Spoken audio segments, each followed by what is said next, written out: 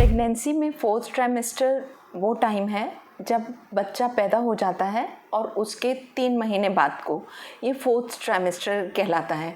बहुत कम लोग fourth trimester के बारे में अवेयर हैं और इसमें बच्चे के लिए किन बातों का ध्यान रखना चाहिए, आज इसी बारे में बात करेंगे। I am doctor Kanchan Malik, MD Mangalam hospital Meerut. Fourth trimester में जैसे ही पैदा होता है तो सब लोग इतनी अपनी एडवाइस देने लगते हैं जो कि हाईली अनएथिकल होती हैं और इसमें न्यू मदर इतनी कंफ्यूज हो जाती हैं कि वो उनको फॉलो करें या ना करें। कुछ मिथ्स हैं जिनको मैं आज आपको बताती हूँ कि वो आपको बिल्कुल भी फॉलो नहीं करने चाहिए फोर्थ ट्राइमेस्टर में न्यूबॉर्न के लिए।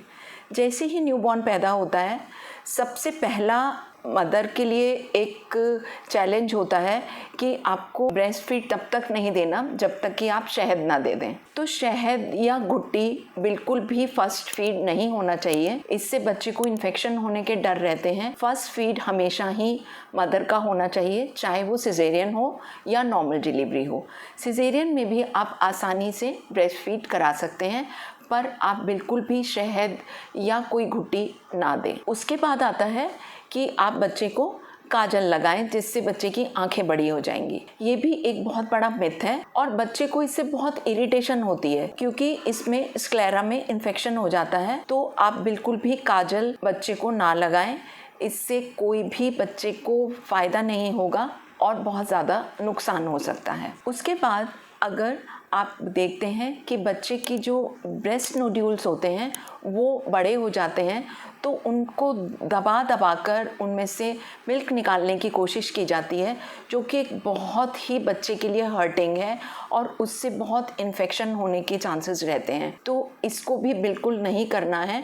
मदर के हार्मोन्स बच्चे में आ जाते हैं जिसकी वजह से ब्रेस्ट नोड्यूल थोड़े बड़े दिखाई देने लगते हैं, पर समय के साथ साथ विदिन 2-3 वीक्स ये ग्रेजुअली अपने आप कम हो जाते हैं।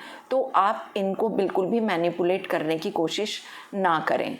उसके बाद अगर आपके एक मेडिसिन लगी हुई है अम्बिलिकल कॉर्ड पे तो उसमें कोई तेल या छेड़ाखानी ना करें, उससे भी बच्चे के अम्बिलिकल कॉर्ड में इन्फेक्शन होने के चांसेस रहते हैं। उसमें बिल्कुल नो टच करना चाहिए, उससे 2 to 3 वीक्स में वो अपने आप ड्राई होके निकल जाती है और कुछ भी हैंडलिंग करने की ज़रूरत नहीं होती है। जब बच्चे को आप ब्रेस्ट फीड कराते हैं तो कभी कभी ऐसा होता है कि बच्चा थोड़ी देर बाद फिर से रोने लगता है और आपको ऐसा फील आता है कि मेरा दूध पूरा नहीं हो रहा और आप उसे टॉप फीड देना शुरू कर देते हैं, जो कि एक बहुत बड़ी भूल है।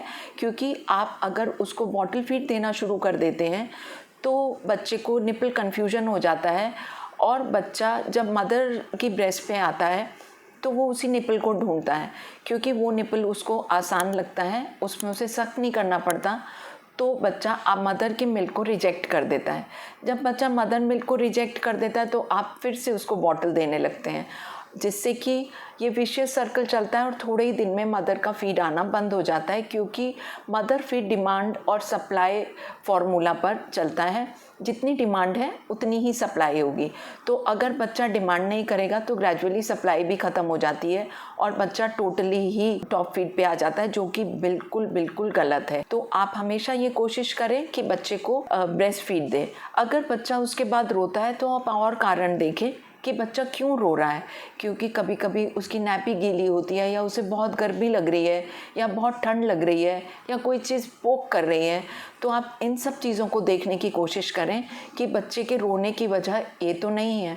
कभी कभी ओवर फीडिंग से भी बच्चे रोने लगते हैं जो कि बोल नहीं पाते, तो आप हर थोड़ी देर बाद बच्चे को फीड ना कराएं।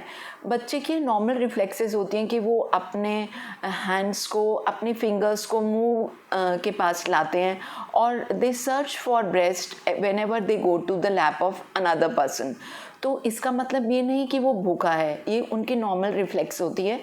आप बच्चे को बार बार फीड कराने की कोशिश ना करें। कोशिश करें 2 से 3 घंटे का गैप हो, और कभी कभी बच्चे सो रहे होते हैं तो 3-4 आवर्स का भी गैप हो जाता है, पर मोर देन 5 आवर का गैप ना रखें, क्योंकि उससे बच्चों को कभी कभी शुगर की कमी हो जाती है जो बच्चे के लिए नुकसानदायक हो सकती है। तो 3 आवर्स में बच्चे को कोशिश करें कि आप फीड ज़रूर दे दें। आजकल जापादाई का बहुत बड़ा रोल है।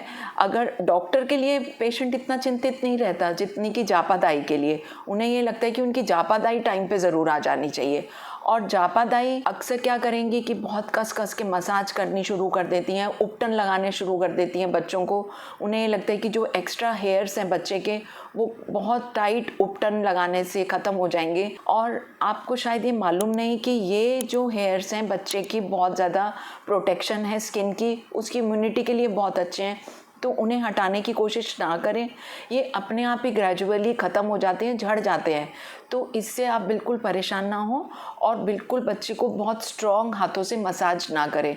बच्चे को सिर्फ मॉइस्चराइज़ करने की ज़रूरत है, बहुत स्ट्रॉन्ग हाथों से मसाज नहीं करनी है। इसी तरह से आप अगर अक्सर बच्चों को बहुत सारा पाउडर लगा देते हैं और स्पेशली प्राइवेट पार्ट के एरियाज़ में बहुत पाउडर लगा देते हैं, जो कि बिल्कुल नहीं लगाना चाहिए। इसमें एस्बेस्टस होता है जो कि ग्रेजुअली अगर कंटिन्यूसली लगता रहे तो फीमेल्स में ओवेरियन कैंसर तक कर सकता है। तो पाउडर की बिल्कुल ज़रूरत नहीं है।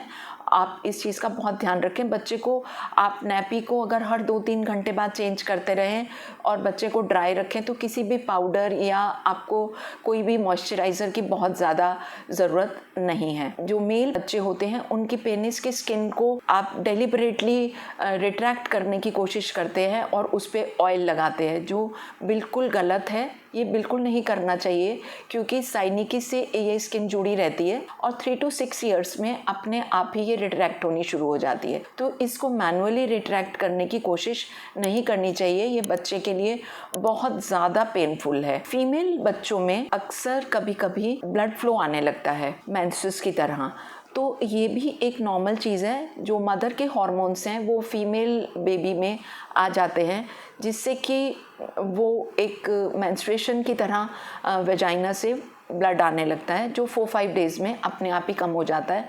तो nothing to panic about it, ये बिल्कुल नॉर्मल है। इसमें बस आपको वेजाइनल हाइजीन का ध्यान रखना है। आप ऐसा सोचिए कि बच्चे के लिए ये टाइम सबसे ज़्यादा मुश्किल है।